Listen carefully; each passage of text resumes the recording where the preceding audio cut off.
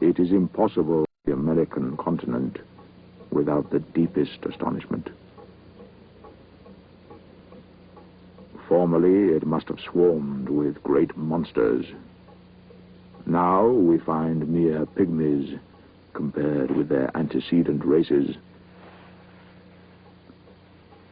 What then has exterminated so many species? I could not bring myself to believe a great flood or any other biblical event was the true cause.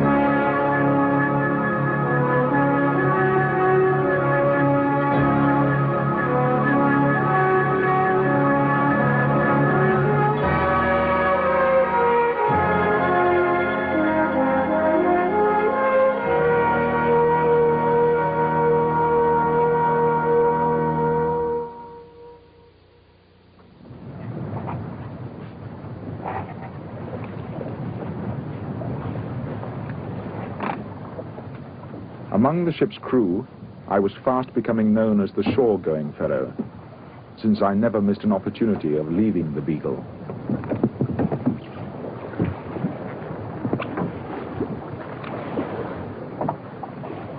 Goodbye, Darwin. Good hunting. Castell.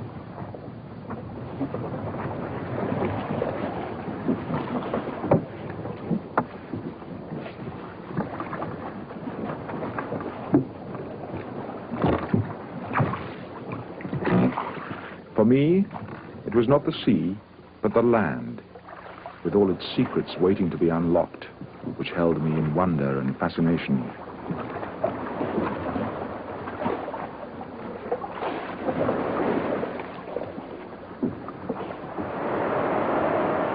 We made our landfall on the coast of Argentina, some 300 miles south of the Rio Plata. It was a treacherous coastline, with many mudbanks, tenanted solely by large colonies of sea lions.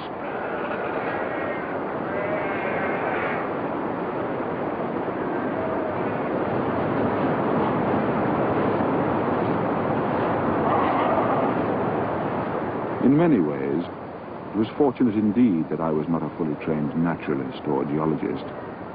My mind was not yet enclosed within the confines of a single discipline, but was free to wander and speculate on many things.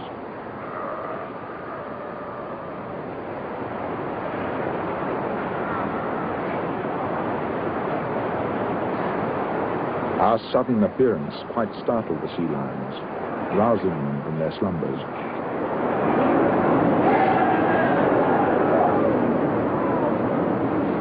The sea lions appeared to us to be of a loving disposition, lying huddled together like so many pigs. But even pigs would have been ashamed of the dirt and the foul, all-pervading smell.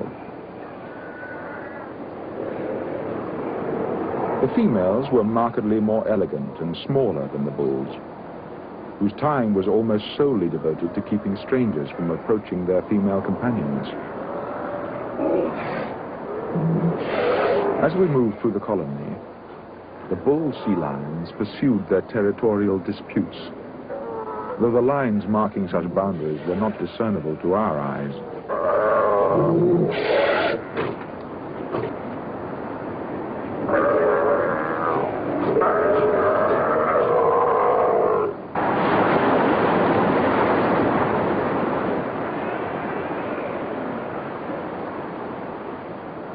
It was a remarkable feeling that before us lay over 1,000 miles of uninhabited coastline.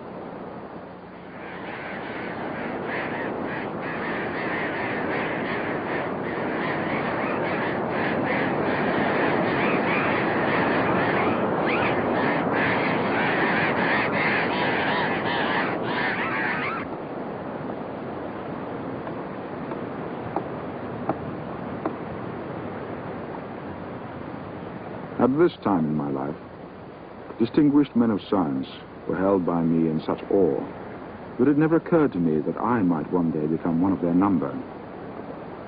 I saw my tasks simply in terms of recording and collecting, and I never entertained the hope that something I might find would prove to be a unique discovery.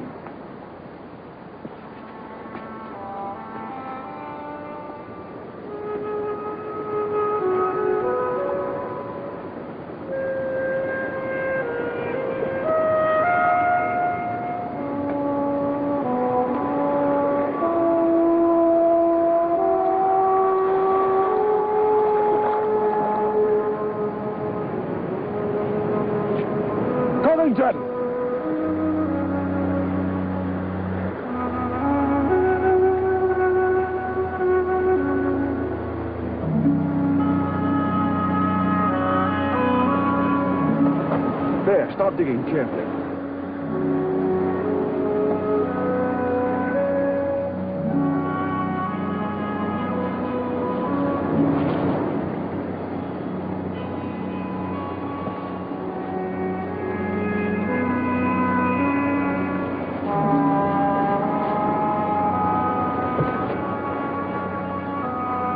I do not believe I can adequately describe the excitement of unearthing the fossilized remains of creatures long extinct. It's huge.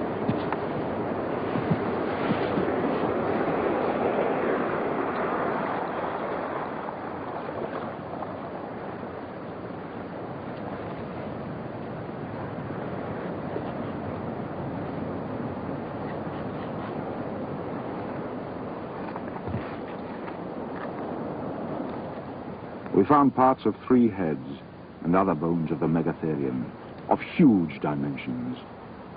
A great toxodon, one of the strangest animals ever discovered, and a giant armadillo-like creature.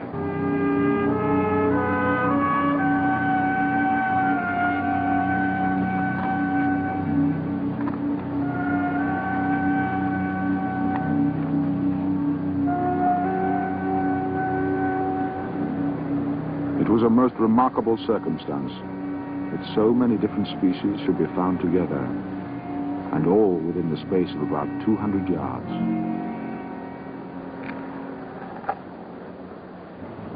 It's like a knacker's yard. It's the oldest knacker's yard in history, if it is. How old are they? They're fossilized. Thousands of years. I never saw anything so huge. Nor I, Covington. Nor I.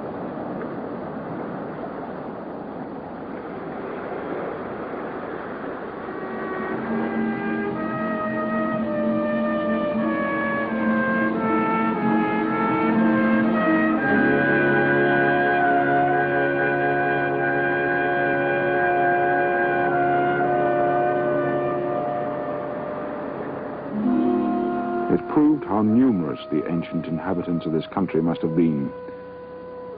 But as to why they had all vanished, to be replaced by much smaller creatures, I could only guess.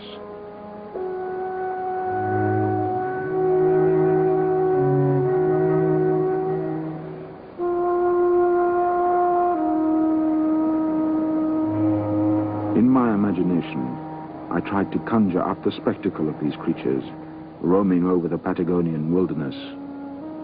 With their great tails firmly planted on the ground, they could freely exert the full force of their powerful arms and claws. Only the most strongly rooted trees could have resisted such force.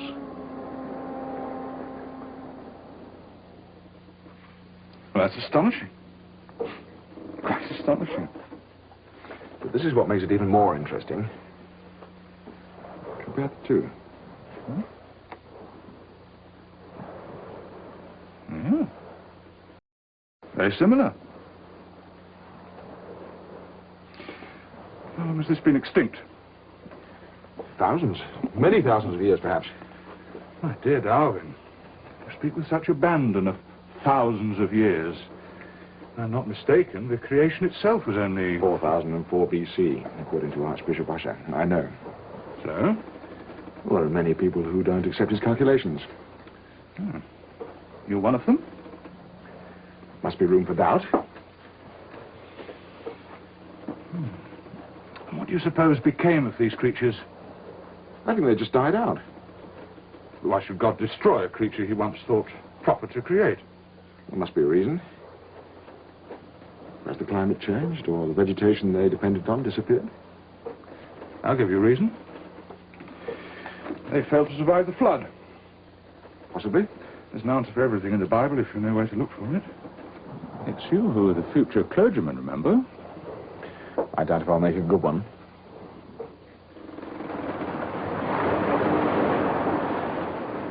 As Christmas approached, the Beagle headed south towards Cape Horn. The sea looked ominous, like a dreary, waving plain, and I was overcome once more by the misery of seasickness. There was much worse to come.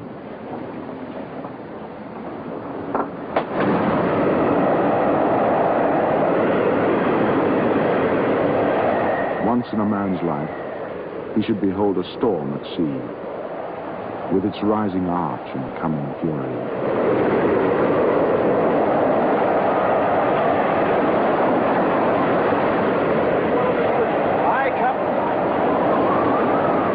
Lesser gales than this had dismasted and foundered many a good ship trying to make the passage of the Horn.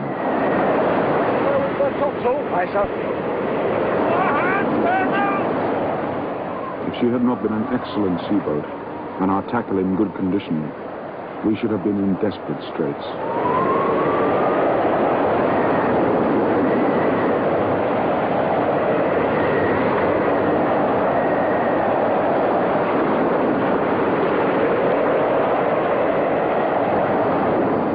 The worst part of the business was not exactly knowing our position. The horizon was narrowly limited by sheets of spray borne on the wind. Do I have the ports open, Captain? One of these waves breaks over us. The wind and water on deck could capsize us. You have to be on the beam ends for that to be necessary. It's no pleasure to find herself in such a position. Aye, Captain.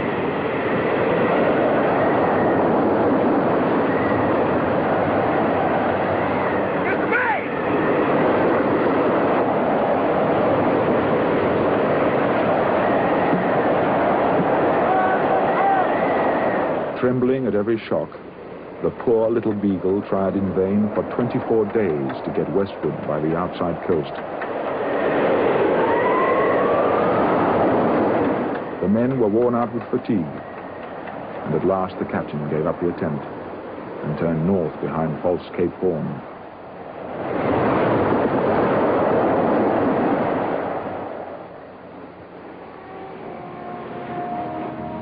As the wind began to moderate, we crossed Nassau Bay in search of a convenient anchorage near the Beagle Channel.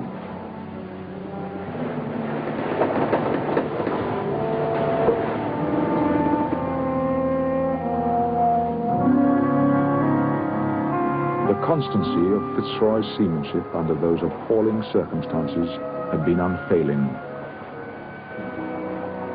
His skill as captain of that little man-of-war was beyond all question. There were none on board who doubted it. He considered it the worst gale he was ever in.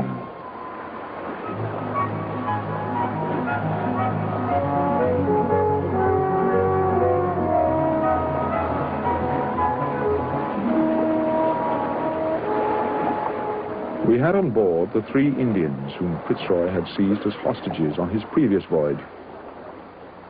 In England, he had given them a Christian education at his own expense. He had called them Jemmy Button, York Minster, and Voyage Basket. It was now his most earnest intention to return them to their own people, and so plant the beginnings of a Christian settlement in this forbidding region of the world. A young missionary called Matthews was to go ashore with them. It's important you know precisely where you are at all times. Once ashore, you'll only have your memory to guide you, perhaps for many months. Now, I plan to land Jemmy with the Takina tribe here at Woollaya. Then York Minster and Voyager here at March Harbour. I suggest you land with Jemmy. Whatever you think, Captain. Then I shall be heading north to survey the western arm of the Beagle Channel. It was given the ship's name on the first voyage. Did you know that? Yes, Captain. It's not too late to change your mind, you know. This is a private venture. The Navy's not concerned. I can't go back on it now, sir. Captain. This is one of the wildest places on Earth, Matthews. There are other places to be a missionary. The Lord may have called you, but I have brought you here. I have to consider the responsibility. I'll go on with it, Captain. Good. Our Fuegians have been away from their homeland for 4 years. Your presence ashore will undoubtedly give my little experiment a much better chance of success. A glass of Madeira, Matthews. It may be some time before you see another.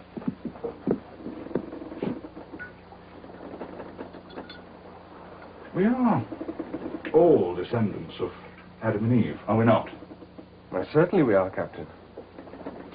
You see, I have a theory that the further that man has strayed from the Garden of Eden, the further he has descended from a state of grace. We're a long way from the Garden of Eden down here. Indeed we are, Matthews. But just imagine, of all the people in the world, if these could be reclaimed for the Lord. What a mighty challenge.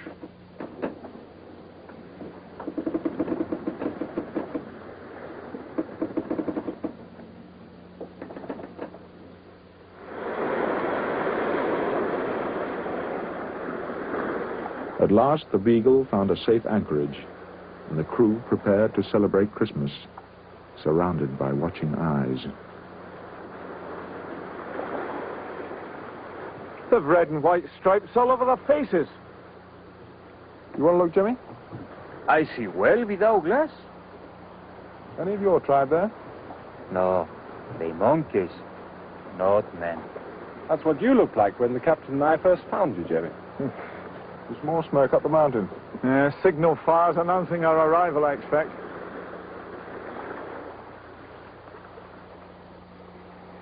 I doubt if you'd find a lower grade of man anywhere.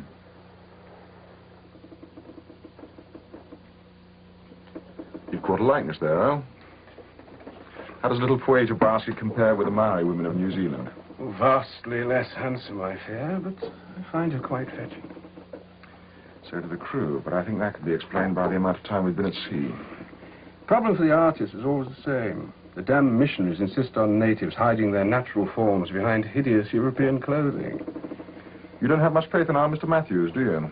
He has his own faith to sustain him. It's hardly need of mine. I meant in the task he set himself. In my experience, a savage receives no benefit from having the Gospels preached at him when his mind is not prepared to receive it. You would leave them in a state of barbarism. By all means, teach him how to build a house or make a nail. But spare him the mysteries of the holy redemption. Fitzroy would say that you can offer both at the same time. You know, Darwin, I once saw a missionary in New Zealand expounding on the torments of hell and how all men should walk in fear of damnation. The Maoris laughed out loud and said they would have nothing to do with a God who delighted in such cruelties. Then they demanded a blanket apiece for having taken the trouble to listen so patiently. Go on, give her one, Grant. Go on. Go on, give her one.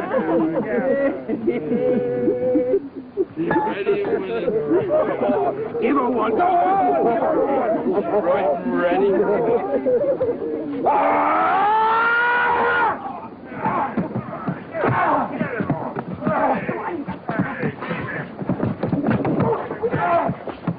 That's enough.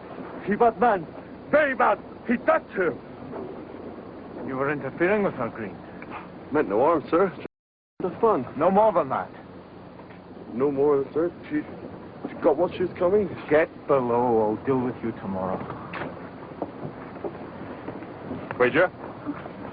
Come on. Calm yourself. Calm yourself. It's all right. It's all right. As for the rest of you, one double issue of grog, and it's you that behaves like savages. This is supposed to be a Christian festival, not an occasion for a drunken brawl. Now you get below or I'll have you swabbing the decks all night.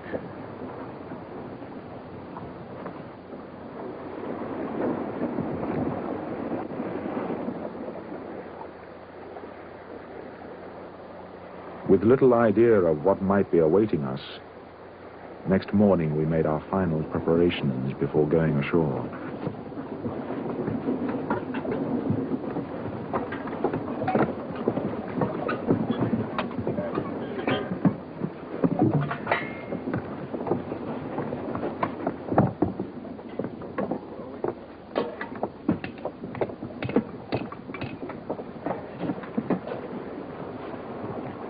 Why did you all decide that he and Fraser would land here with Jemmy? I don't know. He may be afraid to be on his own, or he may be up to something. They're not even his people. No. Still, it makes it easy for us. Matthews can keep his eye on all three of them. Who ever heard of wine glasses and fine white linen as being suitable for these latitudes? I agree with you. I call it culpable folly and stupidity. That is the Church Missionary Society's idea of civilized living. Never fear. I've provided Matthews with all the essentials he'll need. Including a gun? Including a gun. He doesn't seem much like a hero, does he? But I believe he'll find hidden strengths of character. God's help.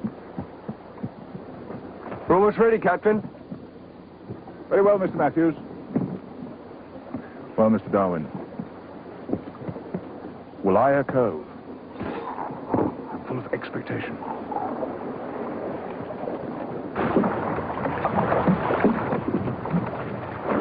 Mr. Wickham. Captain? As soon as we run ashore, secure the boat, and then mark a boundary line for our encampment. Aye, aye, Captain. And place sentries. No native within our perimeter. We may have to enforce it. I want no shooting if it can be avoided.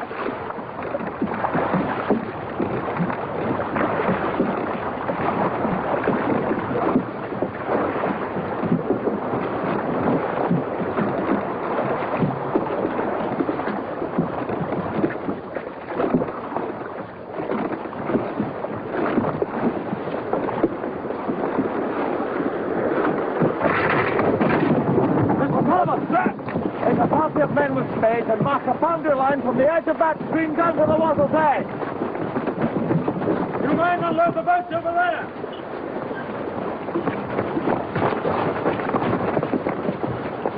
Marines line up behind the line. And put a guard on these boats. Keep the persuasions together, Matthews.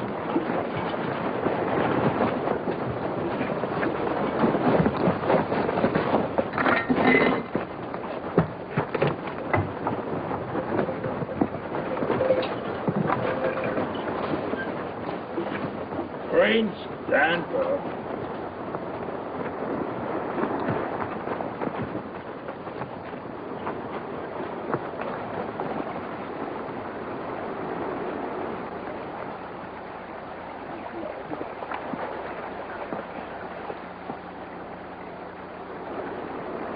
Mr. Wickham.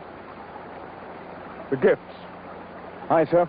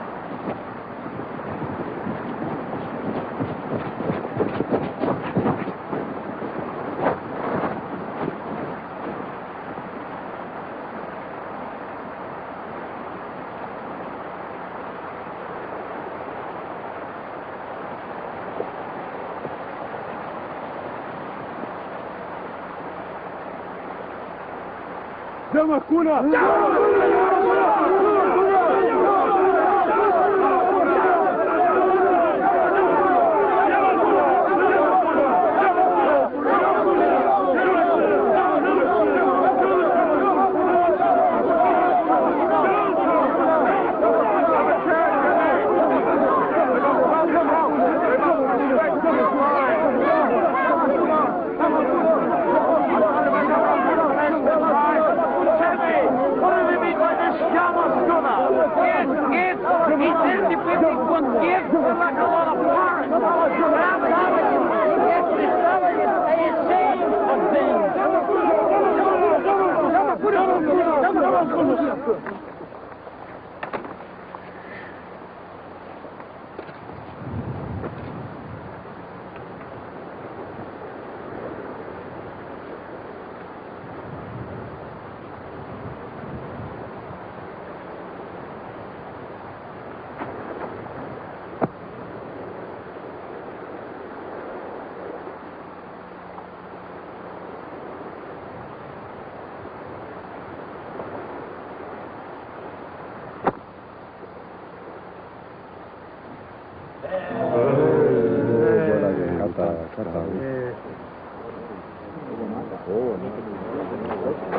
All right, men, back across the stream.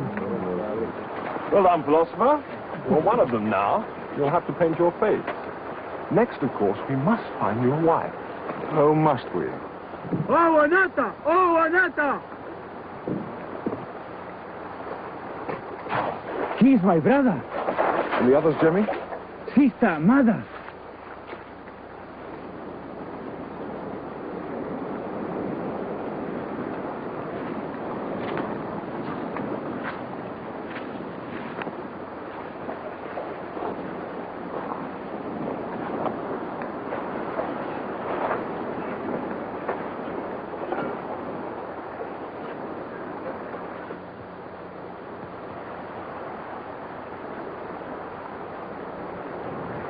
Just about as interesting as seeing two horses meeting in a field. Even the horses would show more animation. Coata cucuya.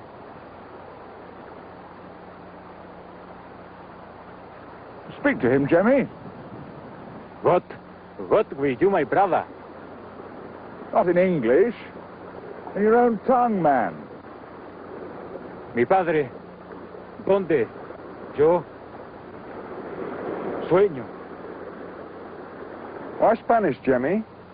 What's wrong? Have you forgotten your own language?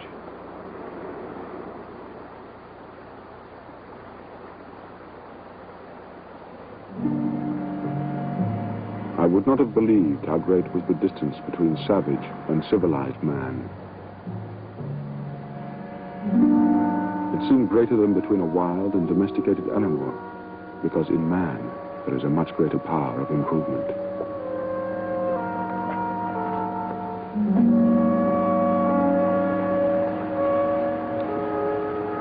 Poor Jemmy. He's forgotten his own tongue. His English is very poor and his Spanish still worse. I doubt that any person exists with such a small stock of language. He makes himself understood well enough. Without language, how can you have civilization? He's simply between languages, that's all. They remind me of wounded animals that we've tamed and nursed back to health. Yes, perhaps we have. But what's wrong with that? Nothing. But with animals, once they grow used to captivity, you can't return them to the wild again. They lose the instinct for survival. We're not dealing with animals, my dear Darwin. There is a fundamental difference, because they're not natives. Animals have no souls, Mr. Darwin. It's not much good having a soul if you've forgotten how to hunt. God will provide. Indeed he will. Jemmy was telling me there's a tribe near here that eat their older women during the hard winters. Seemingly they choke them first by holding them over the smoke of the fire. You don't suppose our Mr. Button was trying to scare you? Anyway, if it's a choice between women or dogs, they still prefer to eat the women, because dog he catch otter. Old woman, she good for nothing. A wild and exaggerated tale, Mr. Wickham, and even if it were true, it would be all the more reason for our presence here. You think they look like cannibals, Matthews? No, Captain. I would say they're no worse than I expected. Quite friendly, some of them.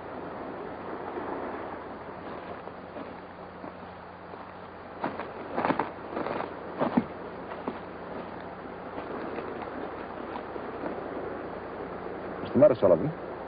You look distinctly ill. What is it, man?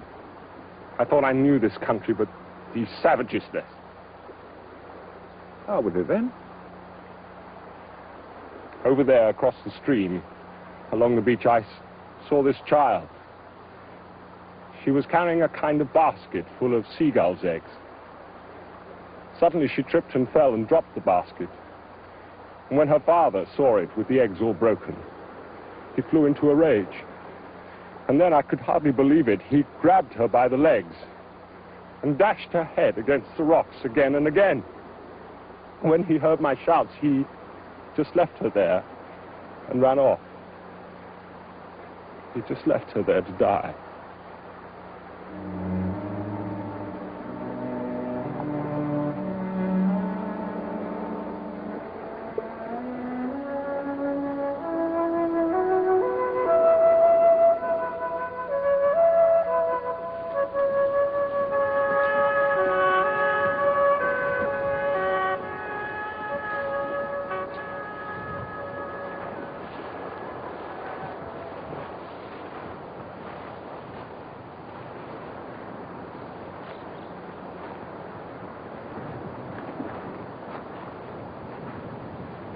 There was a degree of mysterious grandeur in mountain behind mountain, with the deep intervening valleys all covered in one thick, dusky mass of forest. The atmosphere likewise in this climate where gale succeeds gale seemed blacker than anywhere else. The entangled mass of forest reminded me of the tropics, yet there was a difference. In these solitudes, death instead of life seemed to be the predominant spirit. What change or catastrophe could have compelled a race of men to leave the fine regions of the north and settle there, in one of the most inhospitable regions within the limits of the globe?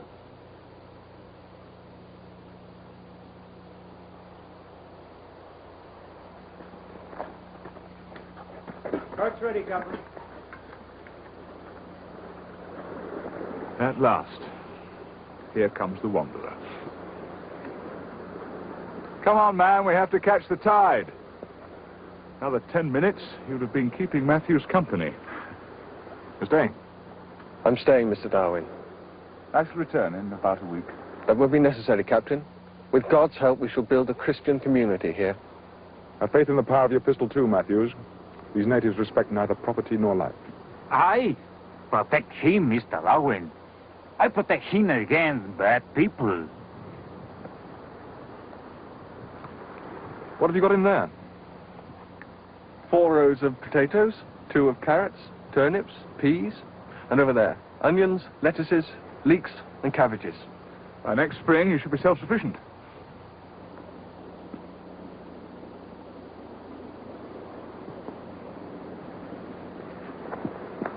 I have a letter here.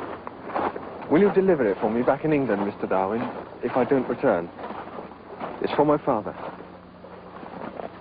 I will, Matthews, but you'll return, never fear. Stay together for the first few days, or until you can gauge the temper of the natives. The tide, Captain. Those devils took 3 more spades and a hammer in the night. God be with you, Matthews. And you, Captain. Matthews.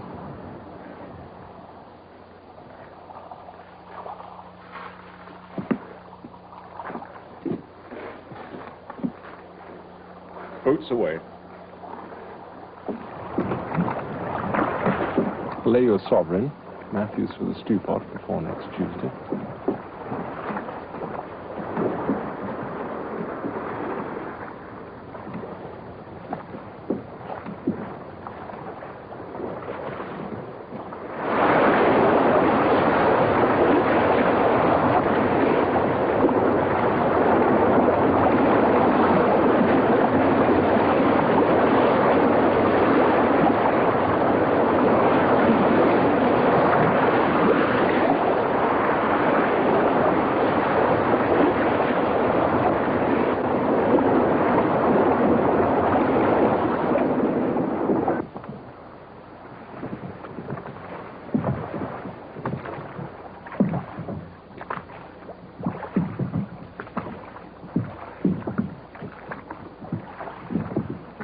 The inanimate works of nature, rock, ice, snow, wind and water, all warring against each other, yet combined against man, here seem to reign in absolute sovereignty. Almost every arm of the sea was terminated by tremendous and astonishing glaciers, which in these parts come right down to the water's edge, even in summer.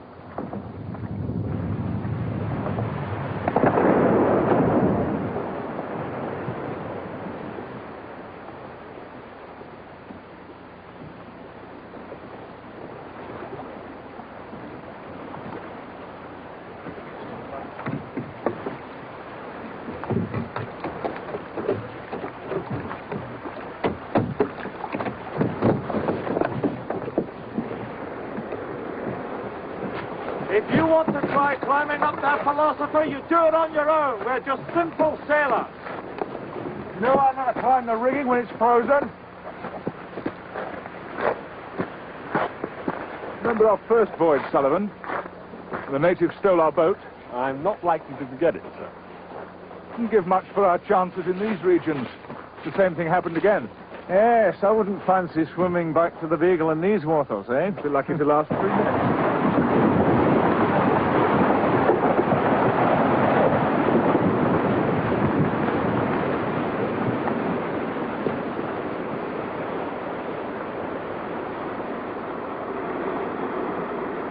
These vast piles of solid ice, which never melt and which seem destined to last as long as the world holds together, presented a noble spectacle. They were like great frozen Niagaras, cataracts of blue ice, and just as beautiful as moving ones of water. I thought, how tremendous the effect would be of a severe earthquake on a body like a glacier. I could readily believe that the water would be beaten back out of the deepest channel, and returning with an overwhelming force, would whirl about huge masses of rock like so much chaff.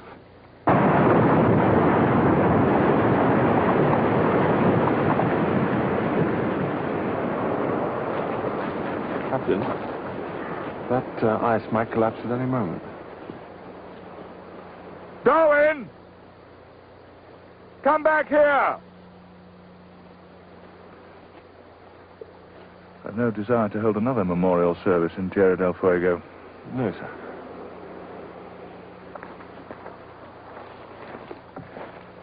Well, what were you doing over there, philosopher? Claiming the territory in the name of the crown? It looked more likely to claim you. You've just given me an idea, Mr. Wickham. Whichever of those peaks proves the highest, I shall call it Mount Darwin.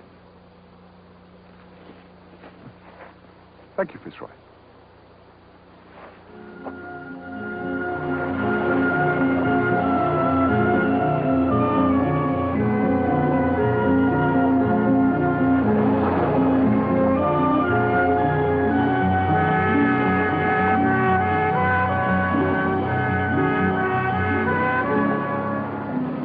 All of us were anxious to be out of those waters before the onset of winter.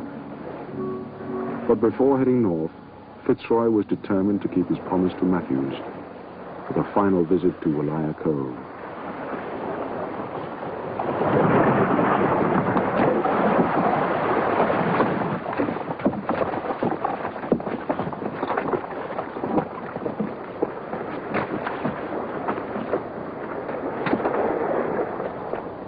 Matthews?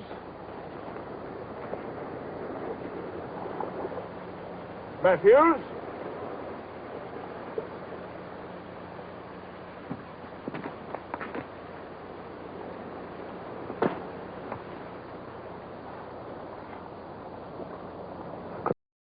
Much longer. What did they do to you? They robbed me of practically everything. When I wouldn't give them what they wanted, they came at me with stones. Jemmy and York? Nothing to help you? They were no good against the rest. The others wanted to pluck every hair off my body. I had to keep them away with presents. Another few days, they'd have skinned me. My brother, he robbed me. What do you call that? Man robbing brother.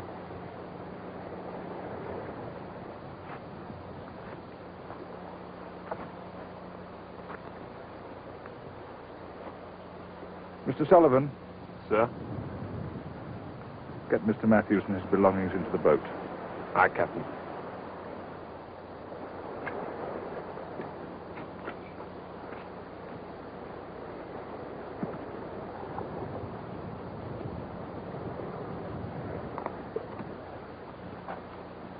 Do you want to stay, Jemmy? Oh, yes, Captain. This is my country. I teach them. And the others? Young Mister, all right. Him strong. Him with fire. I shall return next summer. No later. You see, Jemmy teach them good Christian manners.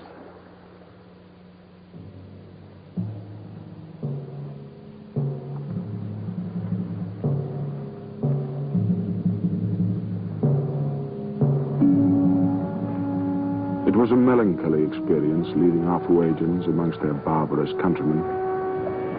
There was only one comfort. They appeared to have no personal fears. But I was convinced that whatever other benefits their excursion to England might have produced, it would not bring them happiness.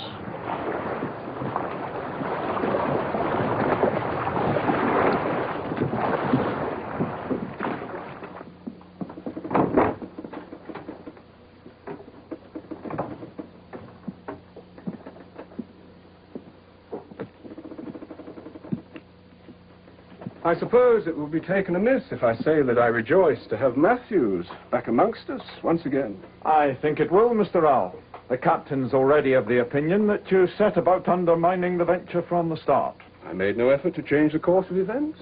I never even went ashore. I'm a simple artist. I record what I see. An artist, but not simple. Am I obliged to smother my opinions for the sake of the captain?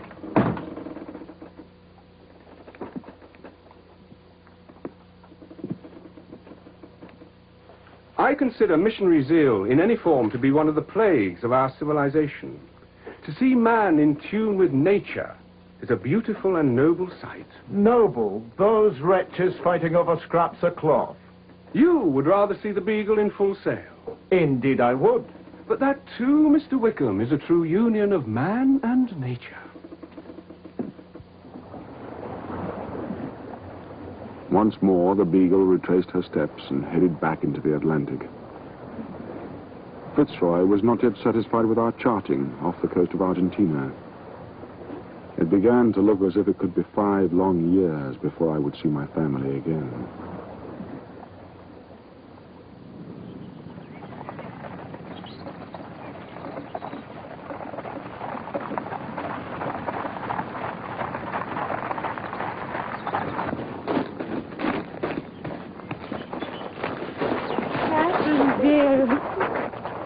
Uncle Robert. My dear Emma. How was your journey? Well, you know my feelings about journeys of any kind, even to see you. I don't know who protested the more, myself or the horse. Father is waiting for you in the drawing room, Uncle. Oh, what news of Charles? We get regular demands for more money, usually some 5 months after they've been written. But I take the view that his circumstances are bound to have improved a little in that time. All else matters are so desperate that any financial assistance offered now would arrive too late. The proper course of action is to do nothing. Oh, I cannot believe you. It is very nearly the truth. I'm going to take Catherine for a walk in the garden. We'll see you later. The proper thing to do in such a day.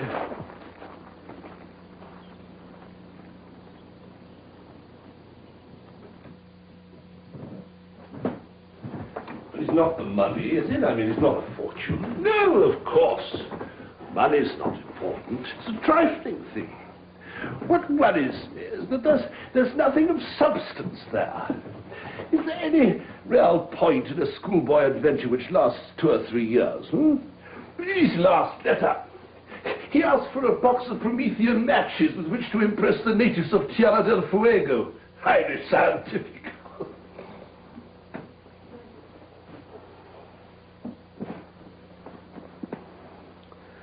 I saw Professor Henslow the other day. He takes a very different view of Charles's activities. Henslow seems to have usurped the role of chief mentor to my son. I resent it. No, you don't. You know perfectly well that advice from outside the family can be highly valuable. Very well. What did Henslow have to say? Well, apparently some of these specimens that Charles has been sending back to Cambridge are quite unique. Fossilized skeletons and the like. Oh, bones. Charles seems to have found evidence of an extinct species of South American horse, and a camel-like creature with clearly defined claws. Whatever next? Dragons and unicorns, no doubt. The scientific world is greatly impressed, Robert, and you are pretending not to be. Remember, a prophet is never received in his own country.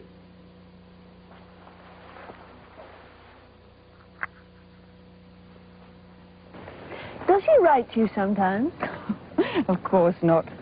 He's probably forgotten that I ever existed. Papa's heard once or twice. He sounded so full of enthusiasm. He's not missing any of us at all.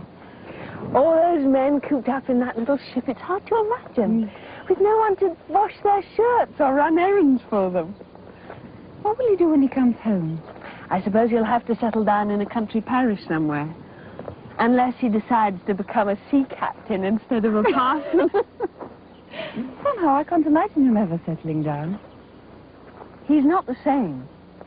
You can tell from the way he writes. How do you mean? It's hard to explain. He's just as amusing and enthusiastic about everything. It's just that... What? I don't know. He's more forthright, more certain about things.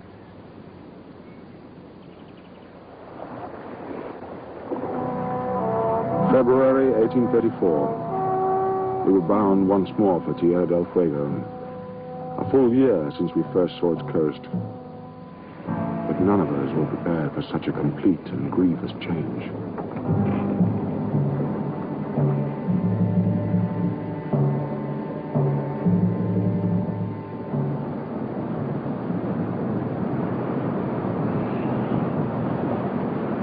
Not a single sign of humanity.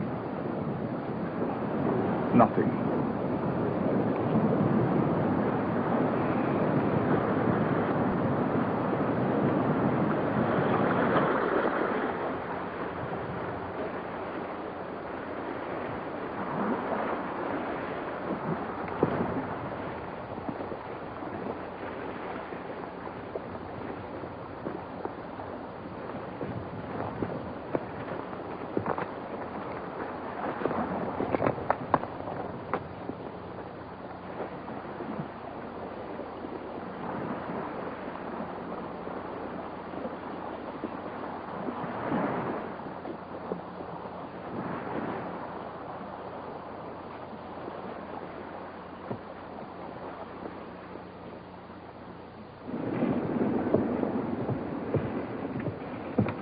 Prepare to make sail, Mr. Wickham. Aye, sir. Mr. Bosun, prepare to make sail. Aye, sir.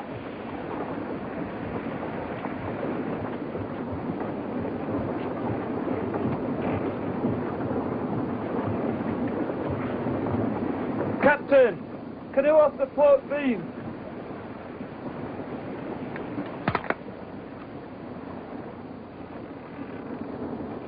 York or Germany, sir?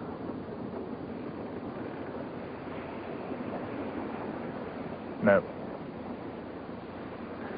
Give them some presents, Mr. Sullivan, and let's be on the way. Aye, Captain.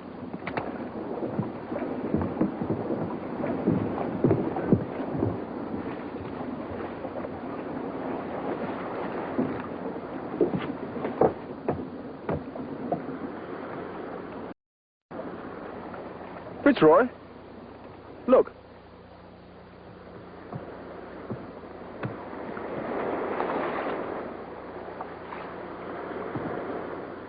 Good God.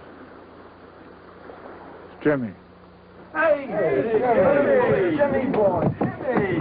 Oh, what are you doing all this here? What you done with your best boots, Jimmy? Jimmy!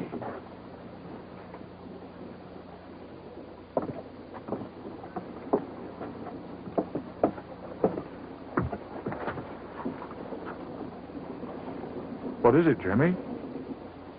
I shame Captain Fitzroy. Mayo jacket.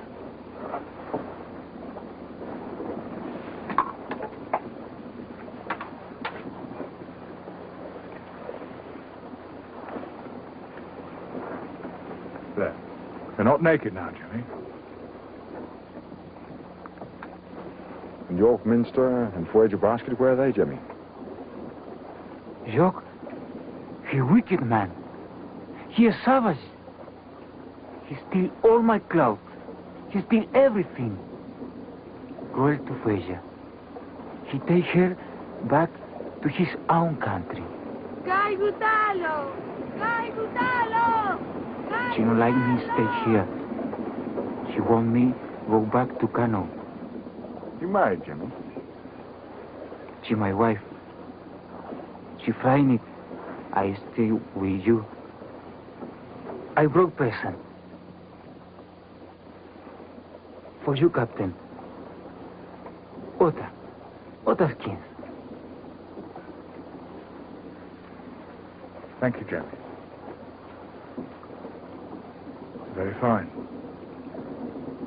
Mr. Darwin, arrows. Arrows for you. I made them for you. Thank you, Jemmy. Captain, will you give this to my teacher in Walthamstow? I promise it to him. Your teacher in Walthamstow? Yes, of course, Jemmy. Jemmy? Jemmy, stay. Come back with us to England.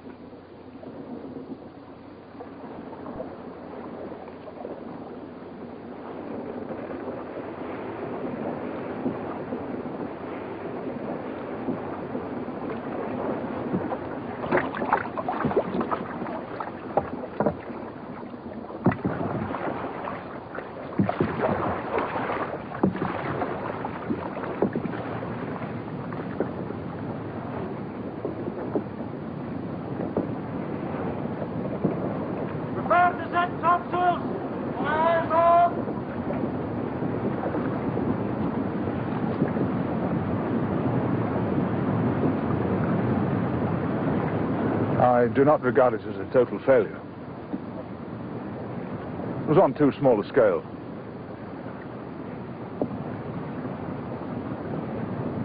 One day, perhaps a shipwrecked seaman may find himself receiving help and kindness from